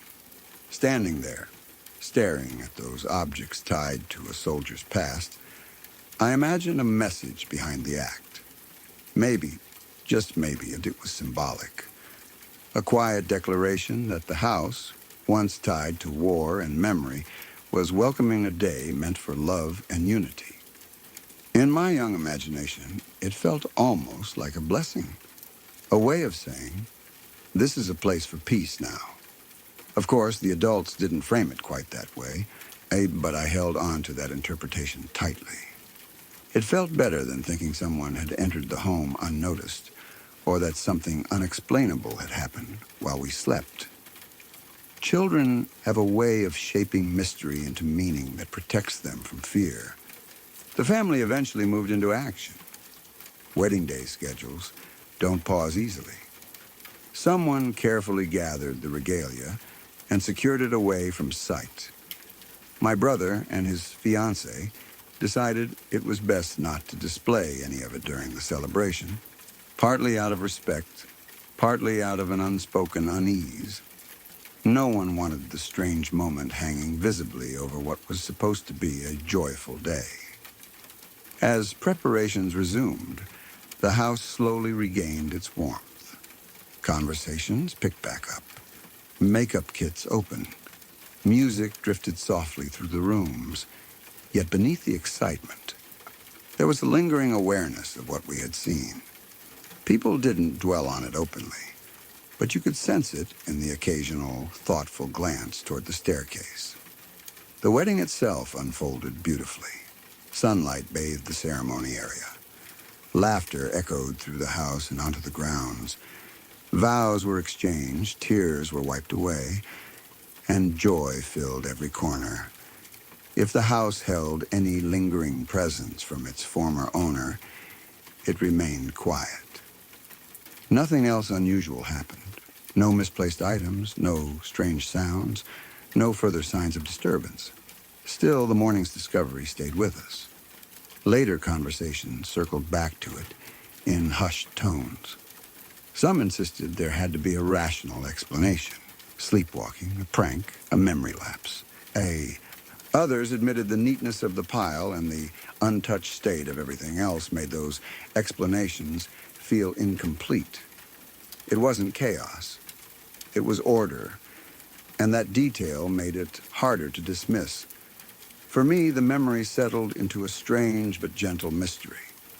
I never felt threatened by it. If anything, I remembered the feeling of standing there as a child, deciding that whatever had happened wasn't meant to scare us. It was simply a moment we weren't meant to fully understand. Over time, the story became part of family lore. The wedding morning when history seemed to rearrange itself. It wasn't retold with terror, but with curiosity and a touch of reverence. The house, with all its beauty and layered past, felt even more alive after that day. Nothing else ever occurred during my brother's time living there. No footsteps in empty halls, no objects moving on their own. Just that single morning when artifacts of war quietly gathered themselves away from a celebration of love. And maybe that's why the memory endures. It wasn't loud or violent or dramatic. It was subtle, almost thoughtful. A brief intersection of past and present that left us unsettled. Yes, but also reflective. Some mysteries don't ask to be solved. They simply remind us that places carry stories, and sometimes those stories reach out in ways we can't fully explain. Only witness, remember, and gently wonder about long after the day is past.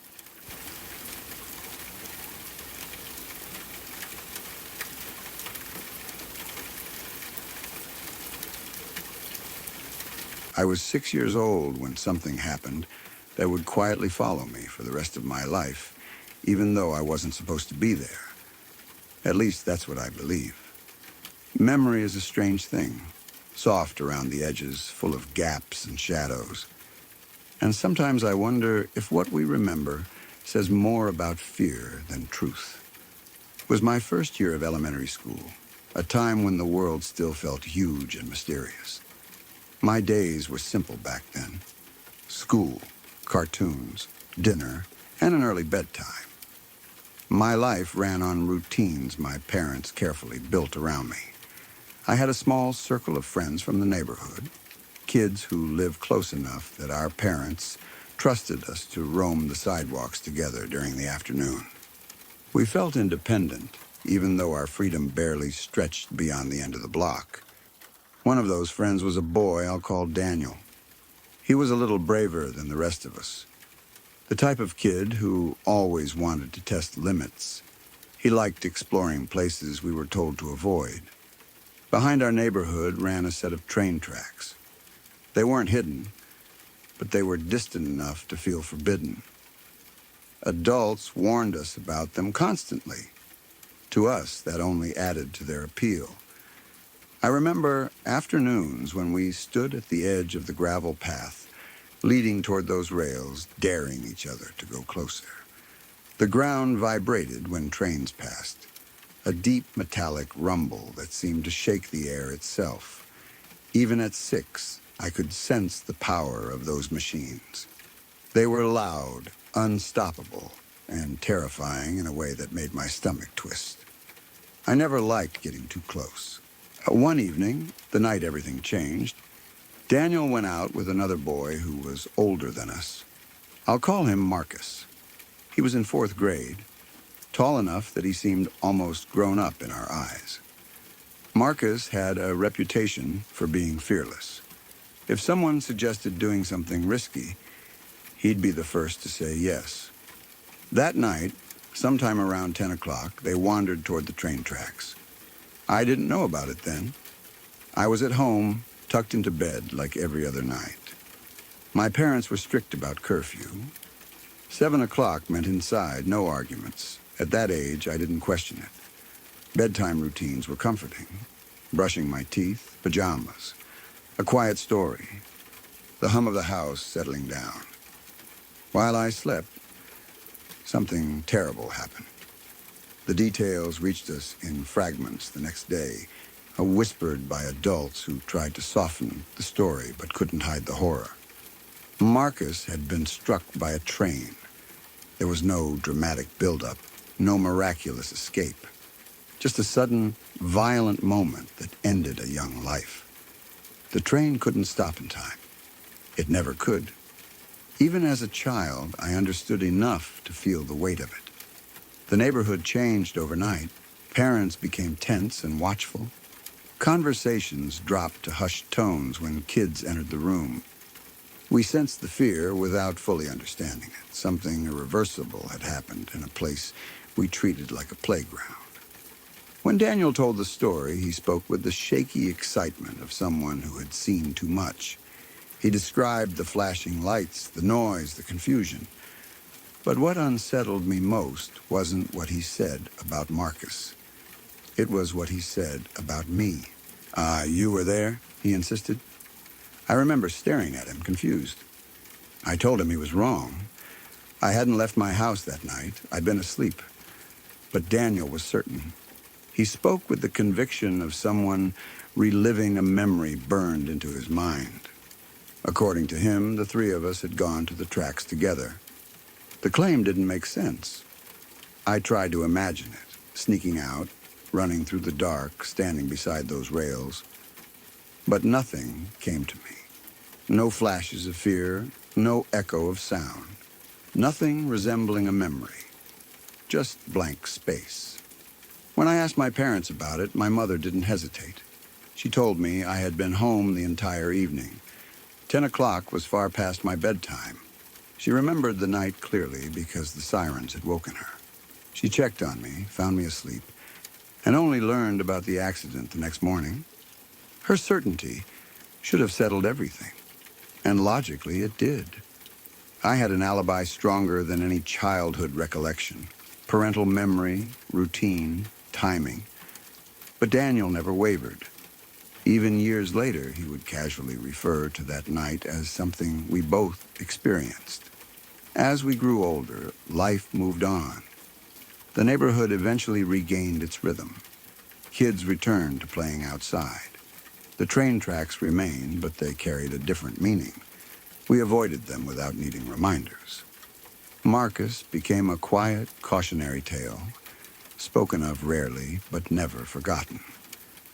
Daniel and I drifted into separate social circles as teenagers do. Our conversations about that night became less frequent, but whenever it came up, the disagreement resurfaced. He would shake his head and say, "You were there. I remember you standing right next to me." Each time, a chill would crawl up my spine. Not because I believed him, but because of how real it sounded when he said it. His memory had texture, details, emotion, certainty. Mine had nothing. And yet I knew where I was supposed to have been. As an adult, I've learned more about how memory works. It isn't a perfect recording device. It's more like a story we keep rewriting without realizing it. Trauma, fear, guilt, all of these can shape what we believe happened. It's possible Daniel's mind rearranged the scene to make sense of something senseless. Maybe including me softened the loneliness of being there. Maybe it was an honest mistake that solidified over time. Still, the thought lingers. One of us carries a memory that isn't real.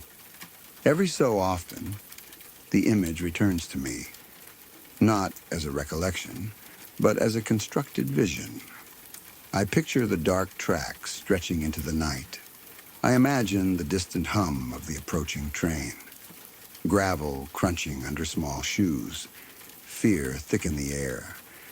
I see three boys standing where they shouldn't be. And then I remind myself, imagination is not memory. What unsettles me most isn't the accident itself, tragic as it was. It's the fragile line between what we remember and what truly happened. Daniel's certainty challenges my own sense of reality, even decades later. There's something deeply human about wanting memory to be reliable, to trust that our past belongs to us in a fixed, truthful way. But memory is messy. It bends, it fills in blanks. It protects us and betrays us at the same time. When I think about that night now, I don't see ghosts or feel guilt. Instead, I feel a quiet unease, a reminder that perception isn't always truth. Two people can walk away from the same moment carrying completely different stories, each convinced they're right. Marcus's life ended in an instant that left ripples far beyond that night. For Daniel, it became a memory etched in fear and confusion. For me, it became a mystery, a question about identity and recollection that never fully resolves. Sometimes, late at night, when everything is still, I wonder what Daniel sees when he closes his eyes. Does he replay the scene exactly the same way every time? Does he see my face there, standing beside him, frozen in that terrible moment? And if he does, what does that say about memory? I don't have answers. Only the certainty that I was home, asleep, safe, and the lingering discomfort of knowing that somewhere in another person's mind, I'm still standing on those tracks. That's the part that gives me goosebumps. Not the train, not the tragedy, but the realization that memory can blur reality so completely that even decades later, the truth feels just slightly out of reach.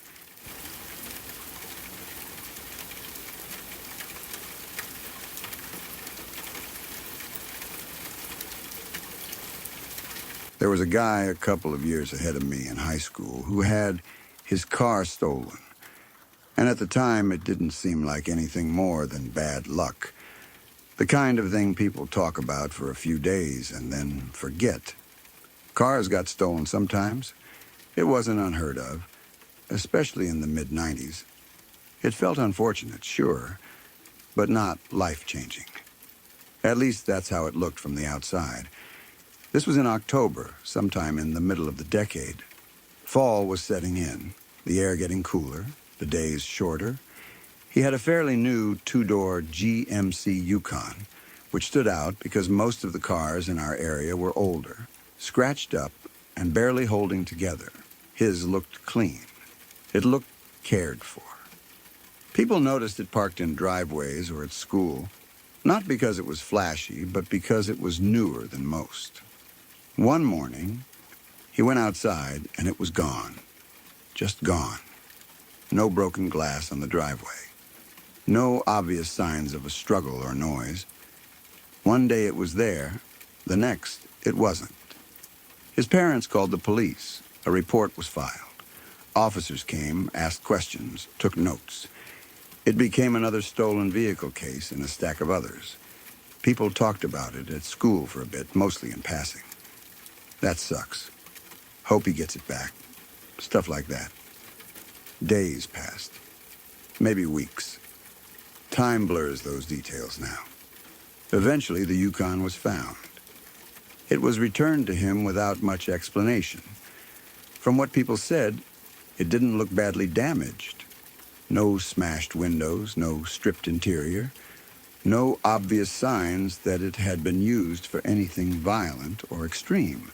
He cleaned it, maybe detailed it, and went back to driving it. Life moved forward the way it always tries to after something disruptive. But it didn't really end there. A few weeks after getting the vehicle back, something happened that changed how the whole thing felt. It wasn't dramatic. It wasn't immediate. It was subtle, which somehow made it worse. One evening, he got into the Yukon and noticed the windows were fogged up. That wasn't unusual. It was fall. Temperatures were dropping. Moisture hung in the air, especially at night. Anyone who's driven in those conditions knows how glass fogs over easily. As the fog slowly started to clear, something appeared on one of the windows. Not dirt, not streaks, not condensation patterns. A drawing. It was the kind of thing that happens when someone draws on a window with their finger. The oils from the skin don't always show right away. You wipe the glass, you clean it, you think it's gone. But then one day, under the right conditions, it comes back. The fog reveals it again, like the glass is remembering something it was never supposed to keep. This drawing hadn't just appeared that night. It had been there all along, invisible, waiting. It showed a person wearing what looked like a traditional Chinese rice hat, the wide conical kind. The figure was pointing toward mountains. It wasn't a random scribble or a childish doodle. It had intention. It had shape. It was detailed enough that there was no mistaking what it was meant to be. That alone would have been unsettling. Strange, yes, but still easy to explain away if you wanted to. People draw stupid things. Maybe someone bored did it. Maybe a kid. Maybe a thief with too much time. But context matters. Around the same time the Yukon had been stolen, an Asian immigrant girl had gone missing. It was in the local news. People talked about it quietly. Flyers appeared. Faces lingered on television screens for a few seconds longer than usual. There was that familiar, uncomfortable tension that settles into a community when someone disappears without explanation. Not panic yet, just worry. The kind that creeps into conversations and then trails off because no one knows what to say. She hadn't been missing long enough for hope to disappear, but the fear was there. Everyone felt it, even if they didn't say it out loud. As time went on, investigators began to piece things together. They started to believe that the people who abducted her had used that stolen Yukon, that vehicle, that exact one. They believed she had been taken into nearby hilly areas, places with winding roads, wooded stretches, ditches, and long, quiet gaps where no one would hear you scream. Areas people don't casually wander through. Areas that feel empty even when they're not that far from town. 2 months after she disappeared, her body was found in a ditch. By that time, the Yukon had already been back with its owner for weeks. That drawing on the window suddenly meant something else entirely. It wasn't just weird anymore. It wasn't just unsettling. It felt loaded, heavy, like a shadow that had been riding along unnoticed. A silent imprint of something awful that had happened inside that vehicle. People started asking questions they couldn't answer. Who drew it? Why that image? Why a person pointing toward mountains? Was it drawn by someone involved in the crime? Maybe carelessly? Maybe arrogantly? Not thinking it would ever matter? Was it something sketched absent-mindedly during a moment of waiting, unaware that it would later look like a map or a clue? Or was it drawn by the girl herself, trying to leave something behind? Some indication of where she was being taken. Some trace of herself in a situation where everything else was being stripped away. No one knows. That's part of what makes it so disturbing. There was no way to prove when it had been drawn.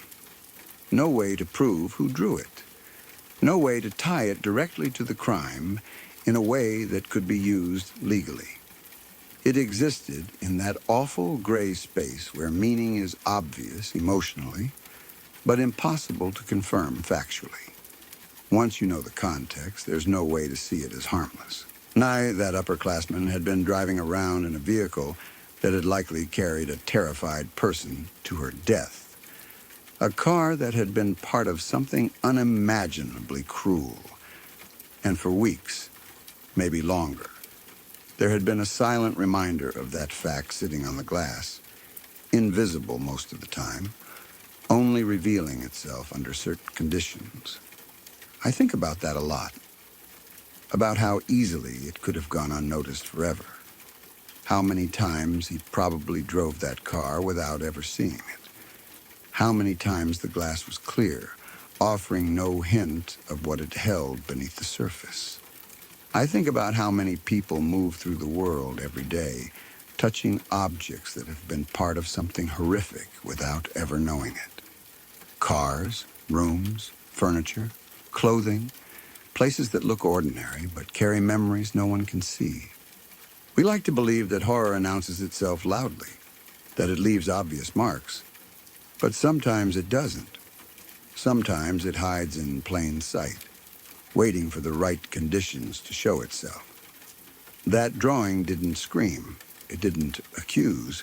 It didn't explain. It just waited. It waited for moisture and cold, for fog, for the right angle of light. And when it appeared, it told a story no one wanted to hear and no one could fully understand. I imagine what it must have felt like for him, seeing that image and realizing what his car had likely been used for. The guilt, even though it wasn't his fault. The disgust, the sense of violation. The feeling that something terrible had passed through his life without his consent and left a mark behind. Even cleaning it wouldn't feel the same after that. Even knowing it was physically gone wouldn't erase what it represented. There's something deeply unsettling about the idea that the physical world remembers things we try to forget, that surfaces hold on to traces long after people think they've wiped them away. That glass, especially, can act like a memory, revealing things only when conditions are right.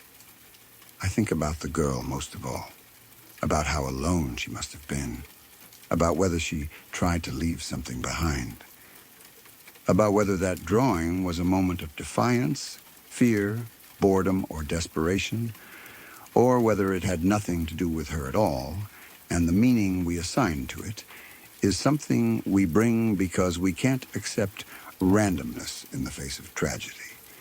Either way, the result is the same. The image exists, and once you've seen it through that lens, you can't unsee it. Oh, it makes you realize how thin the line is between the ordinary and the horrific. How something as mundane as a stolen car can quietly intersect with a murder without anyone realizing it until much later. How life keeps moving even when something unimaginably dark has passed through it. That's what stayed with me about this story.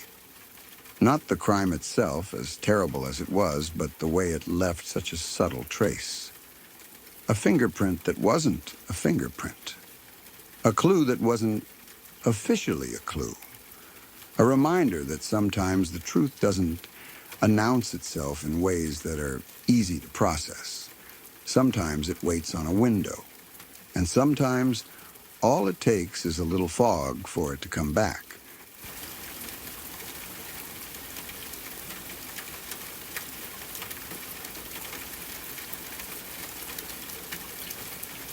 I was about 19 when this happened.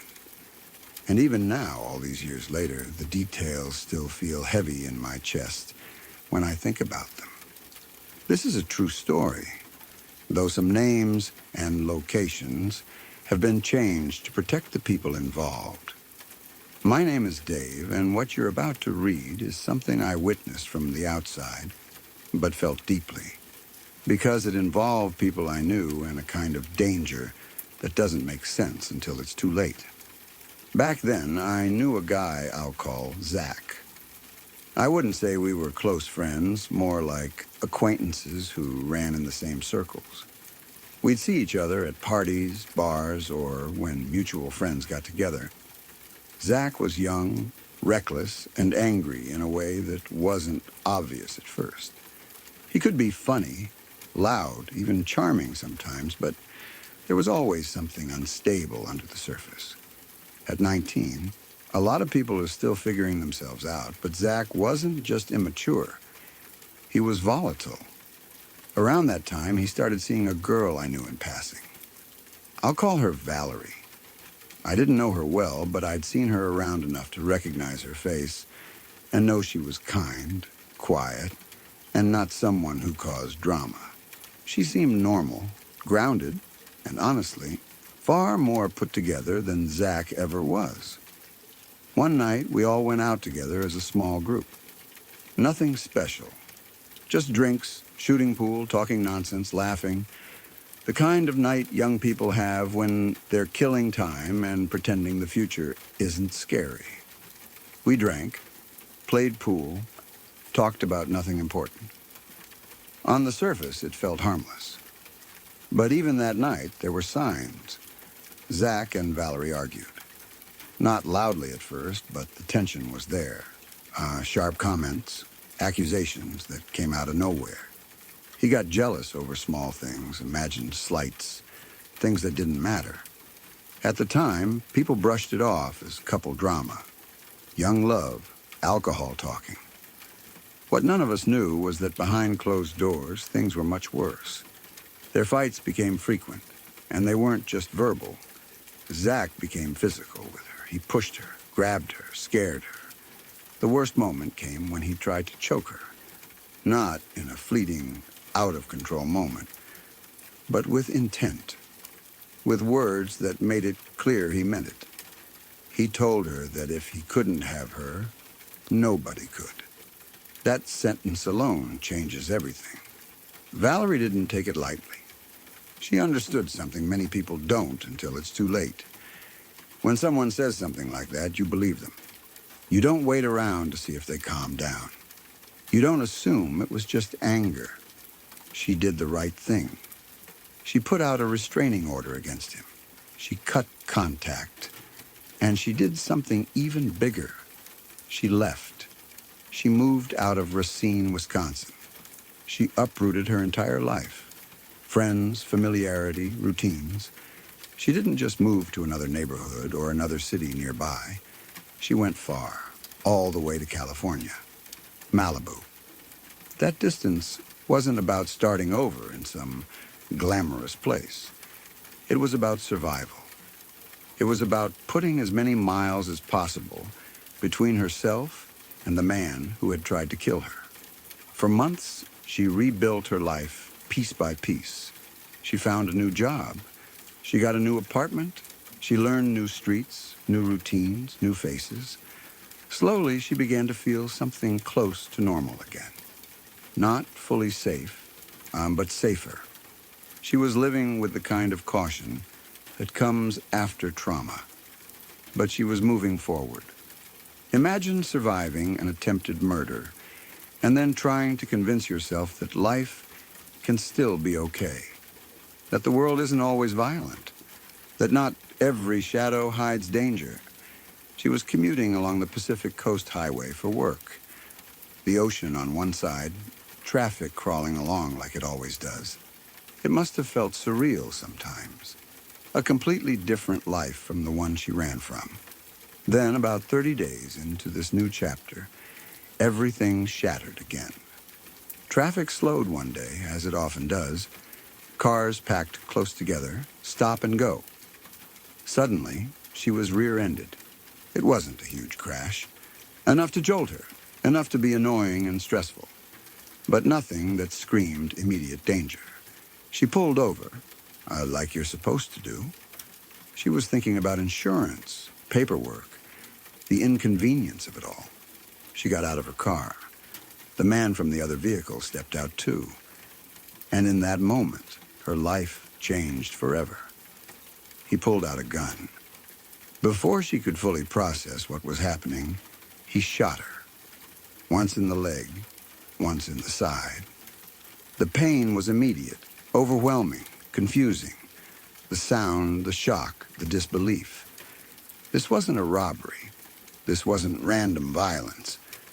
As he shot her, he said words that still make no sense unless you understand how twisted obsession can be.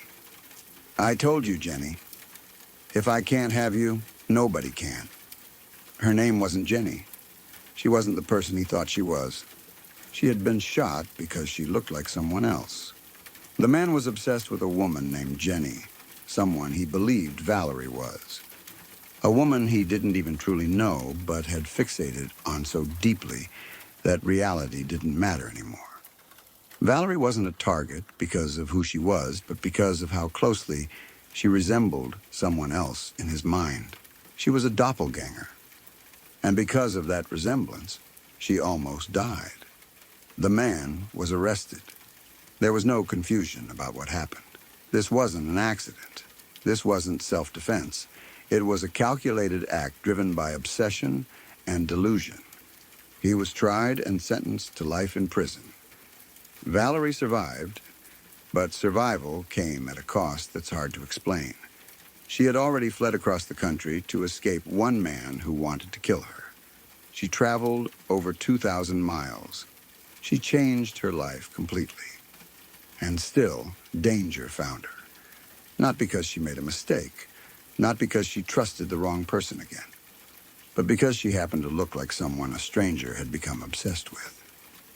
Two separate men, two separate threats, connected only by coincidence and cruelty.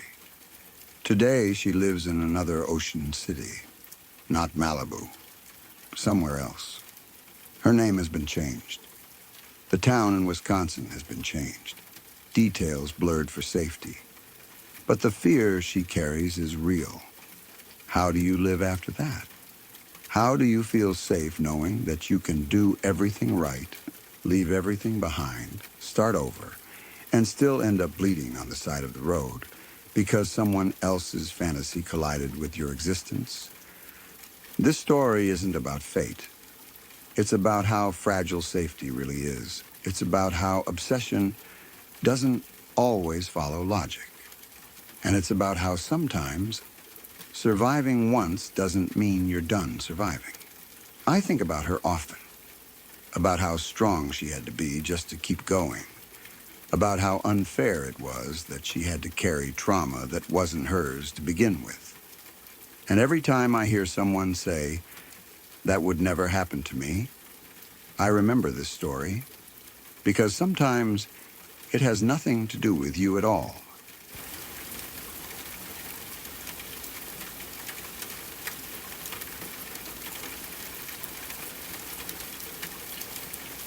Look, if you're still watching, you already know what this channel is. No jump scares, no fake drama, just real stories about real people who survive things most of us can't even imagine. And that's scarier than any movie could ever be. If you want more of this raw, unfiltered truth, told the way it deserves to be told, subscribe to Lacuna Noir. We're not here to waste your time. We're here to tell the stories that actually matter. Thanks for listening. Now go get some sleep, if you can.